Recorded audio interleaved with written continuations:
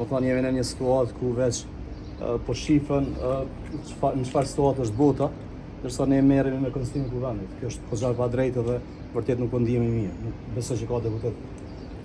Po flas për të tjerë, po unë nuk ndihem mirë në këtë situatë, ja. Më ju thonë drejt, si duket partive të mëdha po ju konvenon kjo situatë, edhe kështu është gjendja. Zotër Belisha, keni pasur takime të reja me ndonjë prej partive? Jo, me asnjë. Do të ka 2 muaj, do prej kohës kur ne kemi filluar diskutimet e para, më nuk ka pas ndonjë takim. Edhe si duket për momentin nuk ka qëndrim, nuk ka interesim për ne. As ndonjë përpjekje?